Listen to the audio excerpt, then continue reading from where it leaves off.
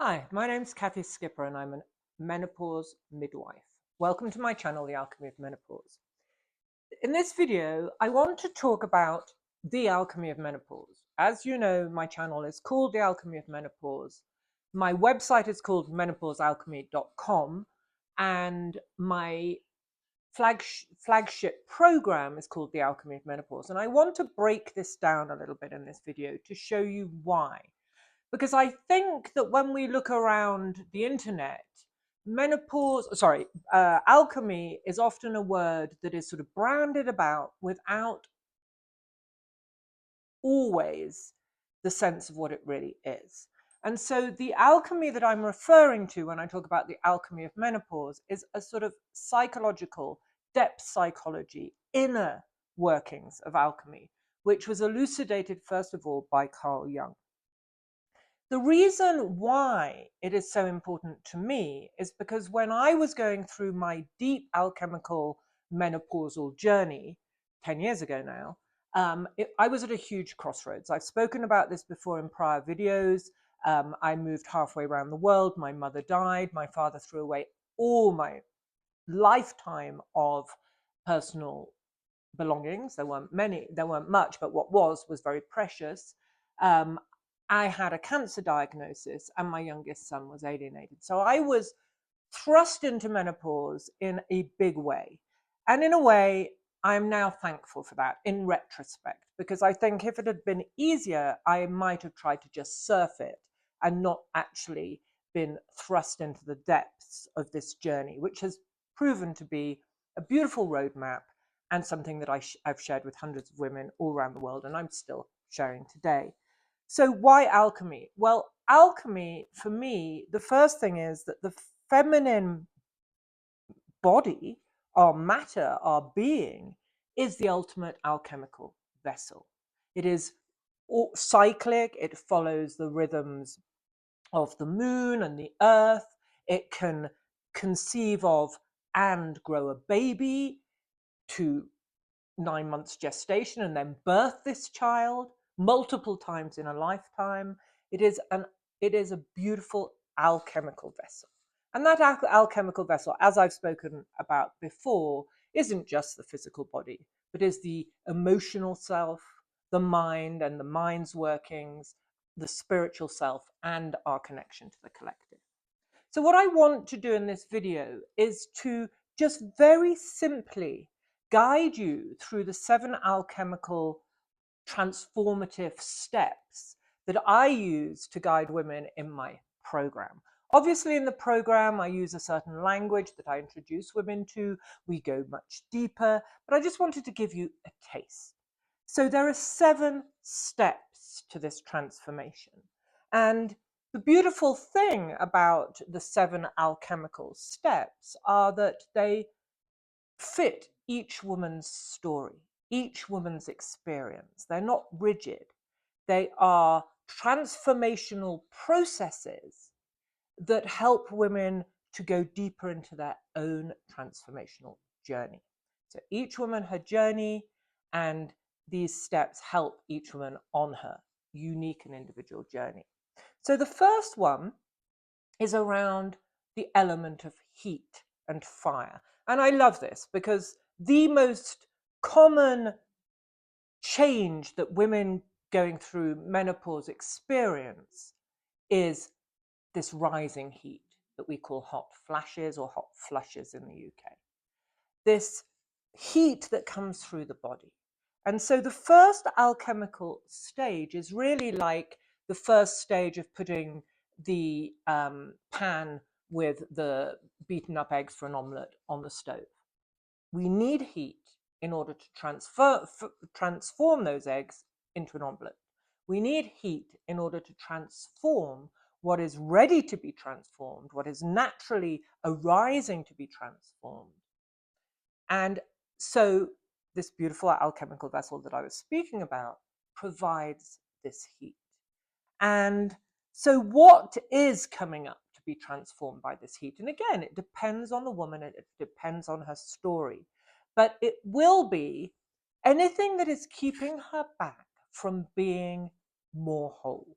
Because the journey of menopause is an initiation. It's a liminal phase. We are no longer fertile women, and we're not yet the sovereign women that we're becoming. What are the things that are holding each woman's psyche back from becoming her sovereign self? And this is where the inner workings of the unconscious or the underworld or the shadow parts of ourselves are extremely wise. Our whole psyche knows what it needs to become whole.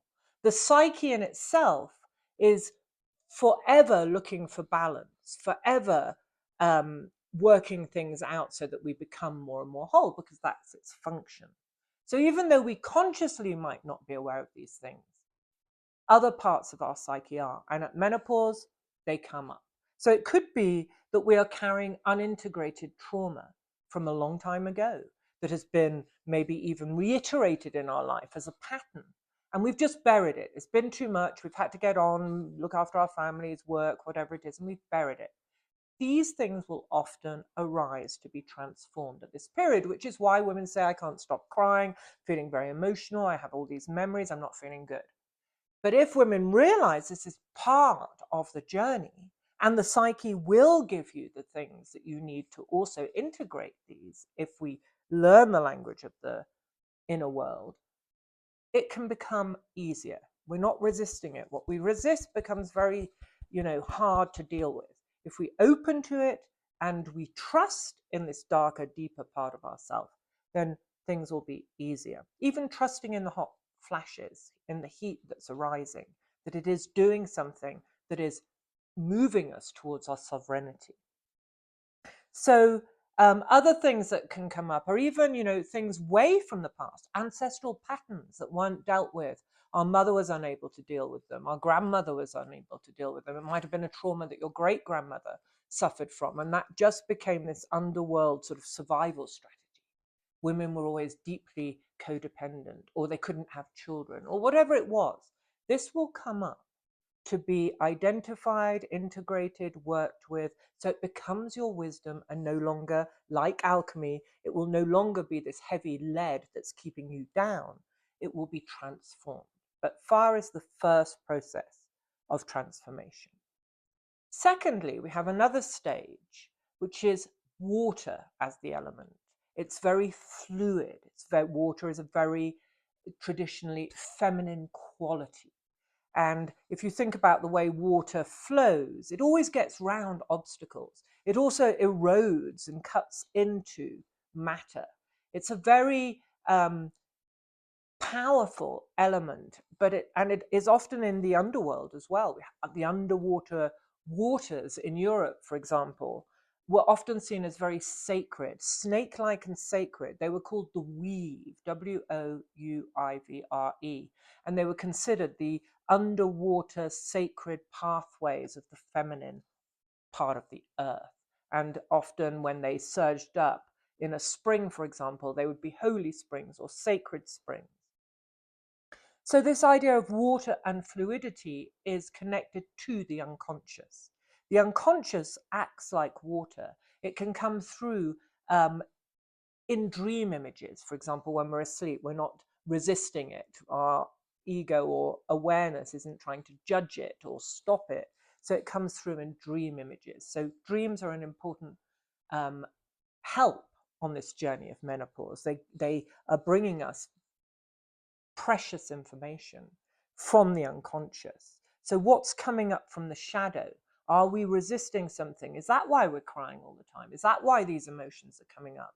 Maybe journal, go deeper, see what is being carried with these emotions. What is the information? What are the memories? What are the unconscious material that up until now have been buried that are ready to be revealed so you can work with them? That's the material you're going to put in the alchemical vessel, which is you, which is your physical, emotional, mental, and spiritual self. So part of what I teach in my program, The Alchemy of Menopause, is to find a new language that helps you to communicate with the unconscious, with this watery, fluid aspect of the feminine. It doesn't speak the same language as our left brain, which is very linear, very precise. We use certain sort of analytical processes and ways of expressing ourselves. The unconscious, or the deeper parts of ourselves, speak a different language. They speak a very deeply feminine language, which consists of symbolism, dream imagery, guided imagery, the imaginal realm, ritual, ceremony, all these things that speak to the unconscious, art, poetry, journaling, automatic writing, just being in nature without any program and just allowing yourself to feel the forces of nature. All these things talk to these deeper parts of ourselves. 3, the earth element.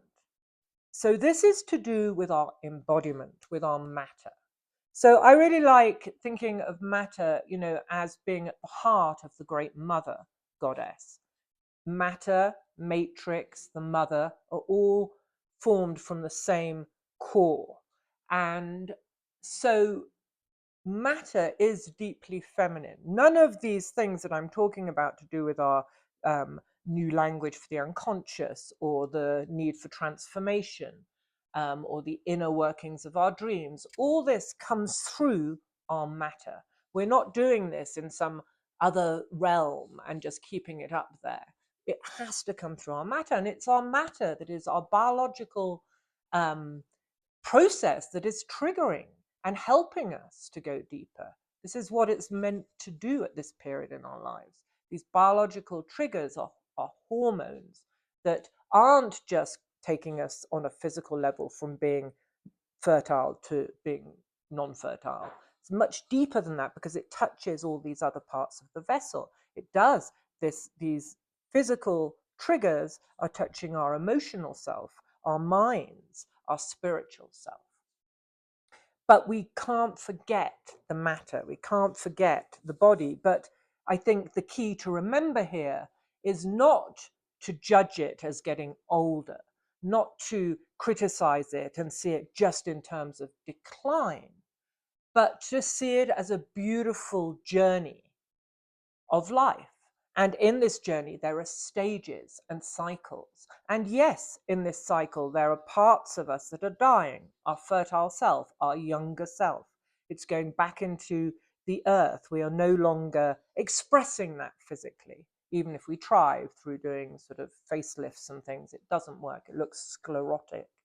So embracing these changes, loving our body. Sometimes for many women that I've worked with, it's about newly loving their body. Even though they were young and fertile and vital and full of life force, they often didn't love their body, super critical of it, because seeing it from the lens of patriarchy. And this is what happens to women at menopause. We become even more critical, because the message that we've got from generations of patriarchal society is that the older woman has no place. The older woman is over, game over, because we honor in our society youthfulness, and the youthfulness and fertility of the woman is what gives her her value. Well, that's false. This is woman's true maturity, this period. And there's a beauty in that maturity. Yes, we're getting older. There's a beauty in getting older. Like a lovely leather coat that's been worn is so much nicer than a brand new leather coat, because it has a story about it, has a experience with it, and it's creased in all the right places because of its experience. And Marion Woodman, who was a Jungian analyst who I've talked about, I've even done videos about her work. She says about menopause and becoming a crone, it's about learning to spiritualize matter, which means that these things that we experience through our body, through our journey, through our dreams, through our connection with the unconscious, they actually, and the experiences that our body gives us, they actually have a spiritual aspect to them. The way I look at it is the difference between seeing the planet as matter, the mother, Pachamama, whatever you want to call her, instead of just using her resources and raping her of these resources. What we're actually doing, if we're healthy, is honoring her and this material nature of the trees, of the rivers, of the mountains as something innately alive. We see the aliveness in her. We see the wisdom in her. We see the soulfulness in her. And I think that's really part of the journey of becoming sovereign, is recognizing the gift of this life, the soulfulness, the healing, the becoming sovereign, the knowing who we are, being whole unto ourselves. And this all happens through being incarnated into a physical body. The other aspect of this embodiment stage is our sexuality and our sensuality. That changes, yes, as we go through menopause, but I think it's false, and I've done a video on this as well, you can look back. False to say that menopausal women are non-sexual or don't want sex anymore. They just don't want a machine-like sexual activity. They want something with meaning. They want to feel what's right for their body. They want their body to express her truth, whatever that might be. So yes, really basically this is all about that transformation of embracing matter and our bodies rather than consuming it. We consume matter the whole time. We're drowning in our own materialism. We're drowning in the things that mankind makes the whole time, all this plastic rubbish, all these things we're making to put on the market. We're drowning in it. So we're drowning in our own consummation and production. And I think there's something about honoring it and embracing the spirituality of our matter rather than consuming it. And that's really where the feminine and nature can be seen as a parallel. Fourth stage. This stage is all about rising above our lives, only momentarily. We're not saying that you rise above and you stay there, but you will notice there are moments where you feel like maybe you're having a dream of flying, or a dream where your house has suddenly another floor you didn't realize was there, or you're going up in an escalator, or you just get the feeling you're sort of floating above your life and you're seeing things from this bigger dimension. I often say it's like, you know, eagles are one of the birds that fly the highest. So the higher they fly, the more they see below them. So here we might even start to see the patterns very clearly, how they came from our mother line and they were passed on in order for women to survive. And they kept on being passed on. And here they are. You're still repeating certain patterns that are holding you back, that are causing you pain. But that's what you learned. And it's when they start to cause you pain, when you start to see that holding you back, that you're ready. And this is what, for me, menopause can offer us. There is some form of hormonal trigger that triggers our need to be more truthful with ourselves, to be more authentic.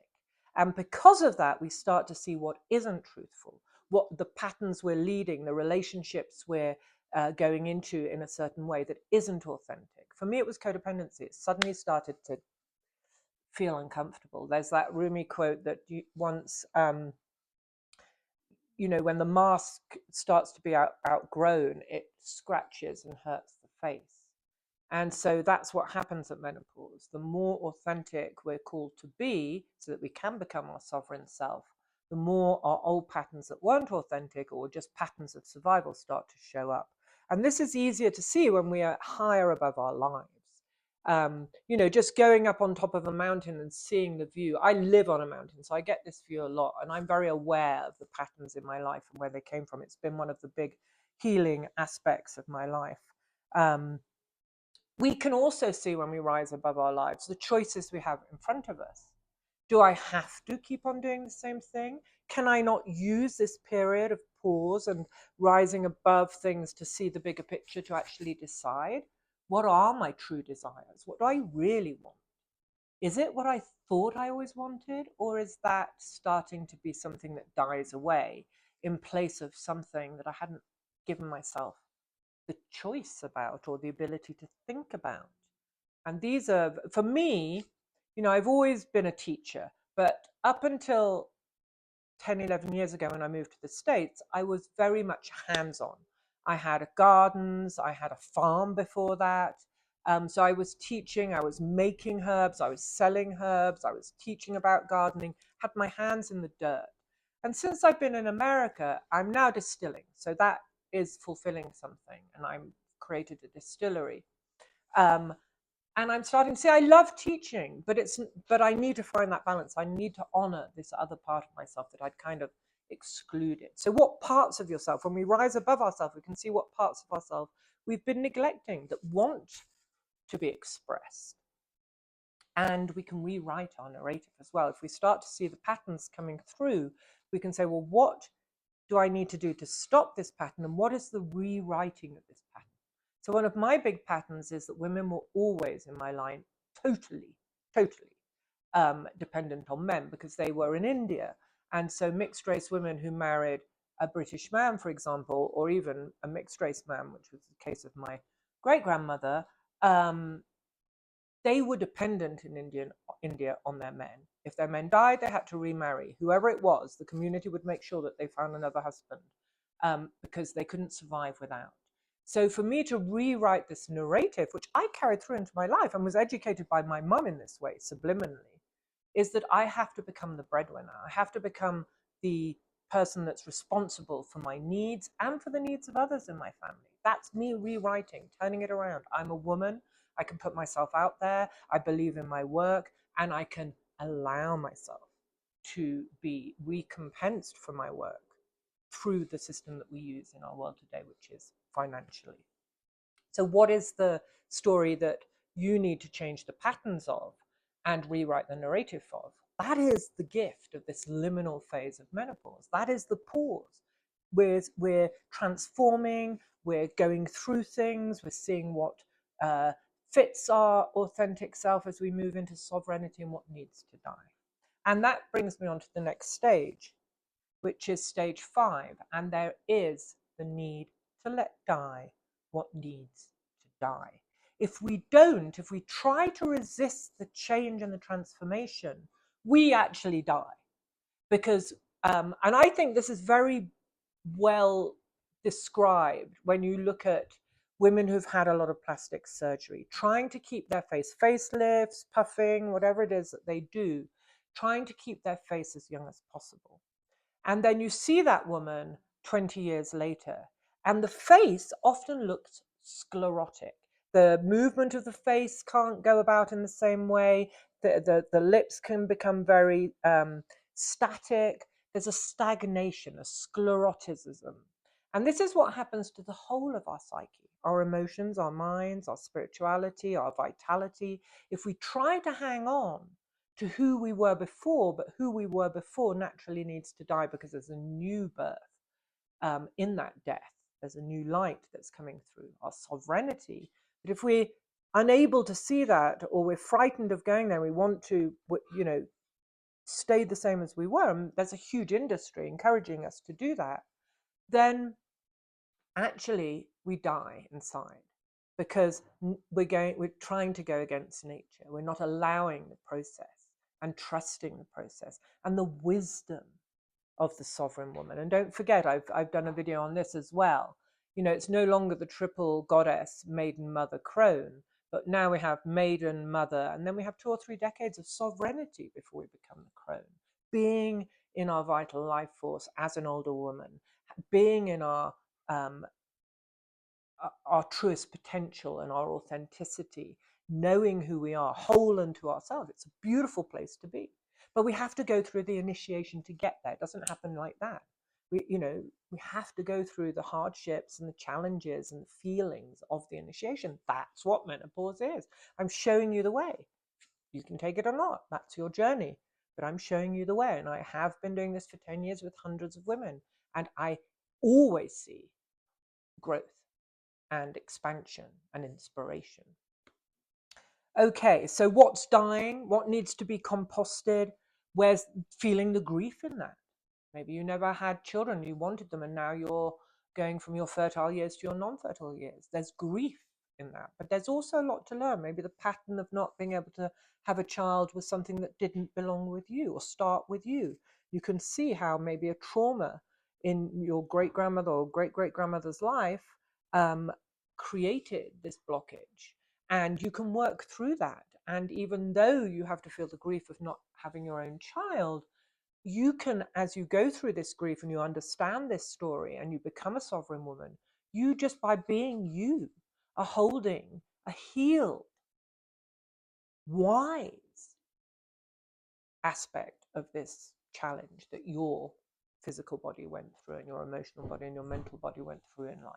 That's the transformation in the alchemical vessel, transforming these lead, hard, difficult things into wisdom.